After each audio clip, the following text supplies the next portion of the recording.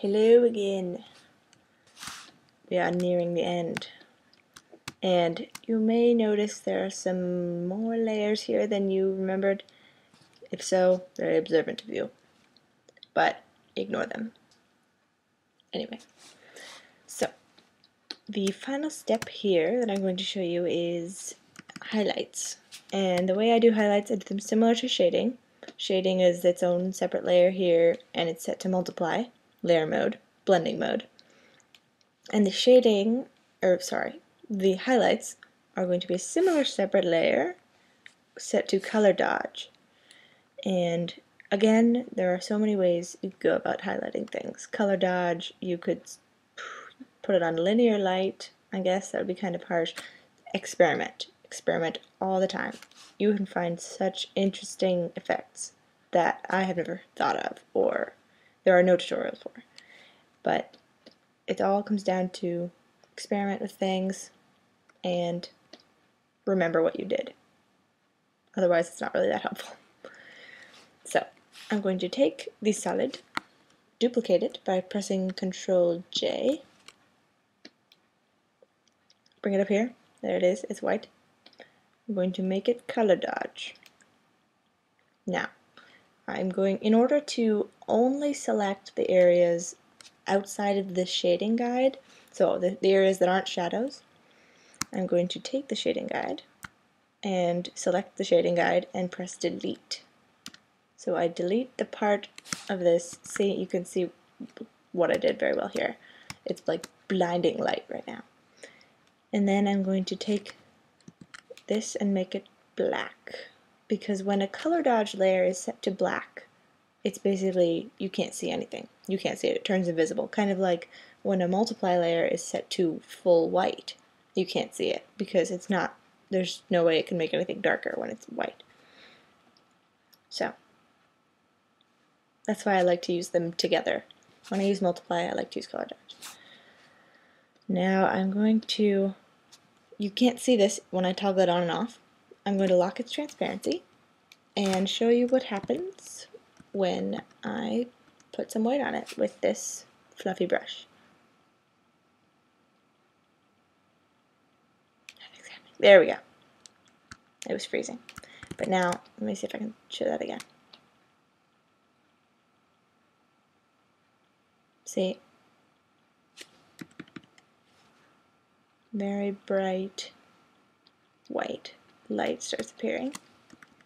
And depending on where you put it, you can kind of imitate different lighting effects.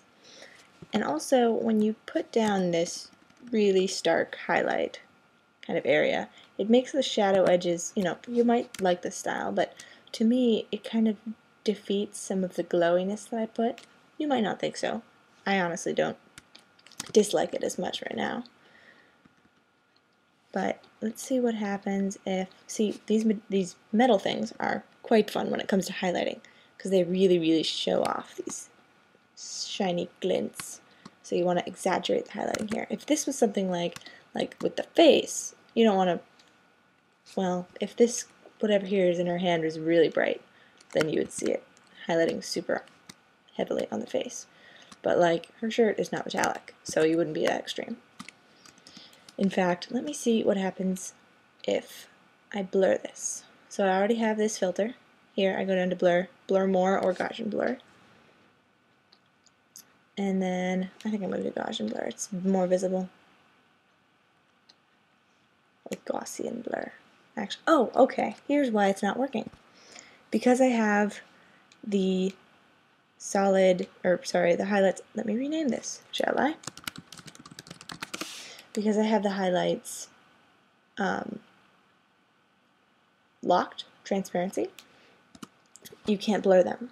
Because when you blur something, you take the edge and, well, you can blur on the inside, but the edges will not be blurred because they're staying put. They will not be moved.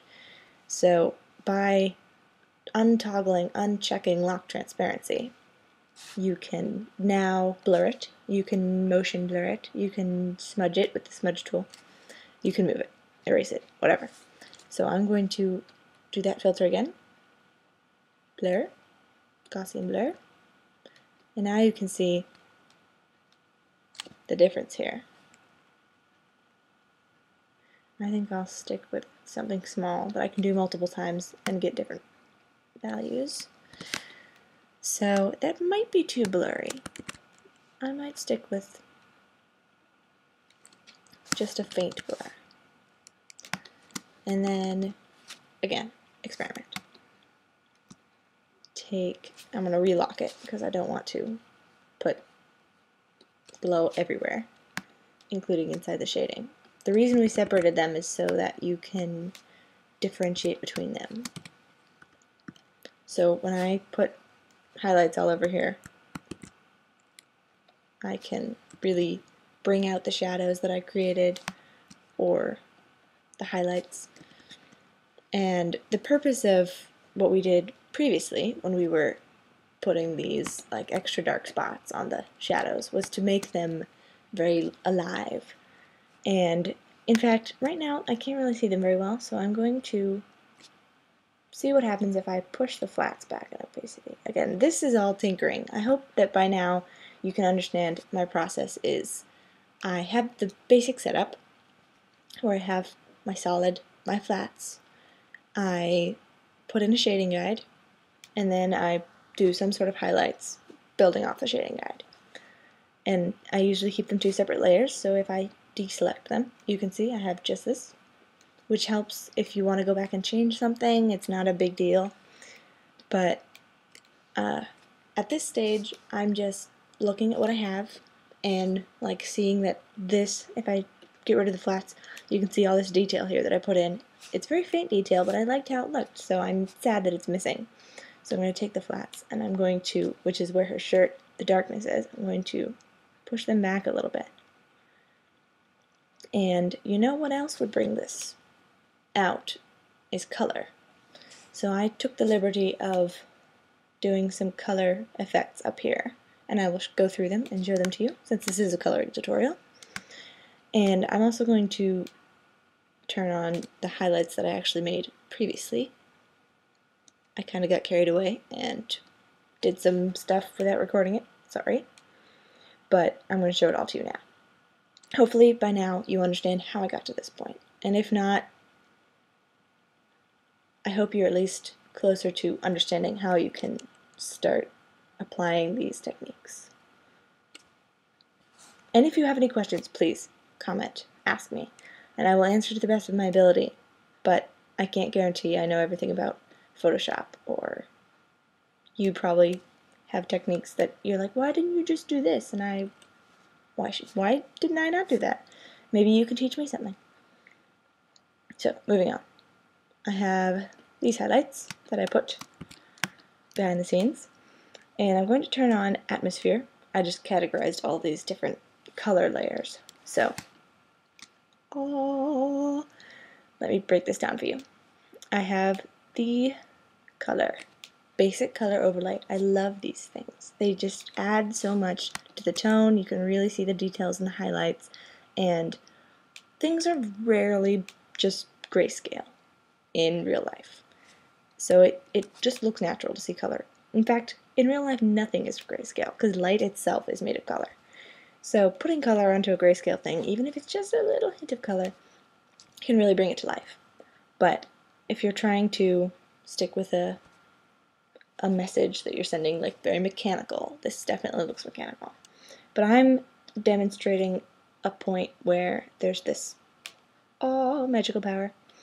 So, and the things in Eden are kind of bluish. This is all pertaining to something. I'll put a link in the description to Eden OCT, which is over. It was awesome. But the ambience is very blue and supernatural, I guess. So I picked a lot of different, like this kind of blue, and then these two are one of my favorite blending modes called linear light, right here. And it just makes the coolest. Okay, she has nothing in her hand. Give me a second. Where is it? There it is. Oh, fruit.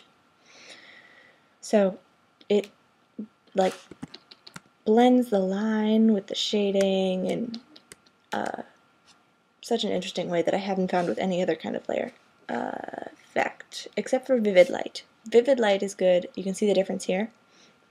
It kind of brings out more of the darks. So if you don't want it to be washed out as much, like it does here with linear light, try vivid light. It'll give you more of your line art back. It'll do interesting things. Again, it does something different in any situation. You never know what you're gonna get, which is why I like it. And play around, mix the two. And then I have another one, which has some cuts made into it with a lasso tool to make it kind of rays of light. And then I have the ink copy, which I've tended to do this recently, where I duplicate the ink layer and blur it, and then lower its opacity so it's not like a drop shadow kind of thing. It's more of a, I don't know, see for yourself.